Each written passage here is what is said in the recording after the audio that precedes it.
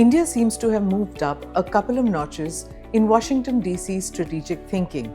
A US congressional panel is holding a special hearing on India on February 17th. The focus of the panel is China. This is the Commission's first public hearing of 2026, and the timing is not accidental. Let's break this down simply. This is Quick Take Your Quick Guide. I'm Smita Prakash.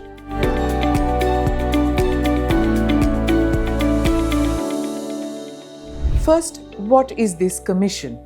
This is the US-China Economic and Security Review Commission, or the USCC. It was set up by the US Congress in 2000. Its job is to track how China's economic and trade relationship affects US national security. Every year, it reports and shapes debates in Washington, D.C.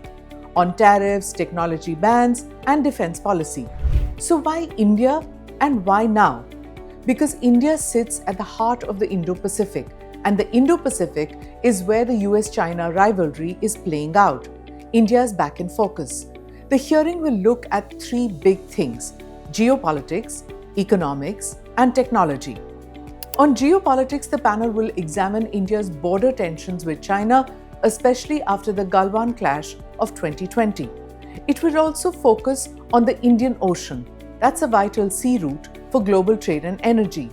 China wants greater access there. The US wants to stop that. India controls key choke points. On security, India is increasingly seen as an Indo-Pacific power. It works with the US, Japan, and Australia, but it's not a formal ally of the US. India values strategic autonomy. Recently, India has slightly eased its posture towards China. Prime Minister Narendra Modi visited China after more than 7 years. Air links between India and China have reopened. Chinese companies are slowly returning to Indian investment channels. This has raised eyebrows in Washington, D.C. The Commission wants to know how far this thaw will go and what it means for American interests. The timing of the hearing.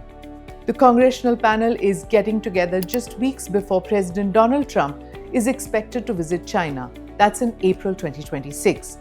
That visit signals a calibrated US approach. Competition with Beijing, but also engagement. India sits right in the middle of this balancing act.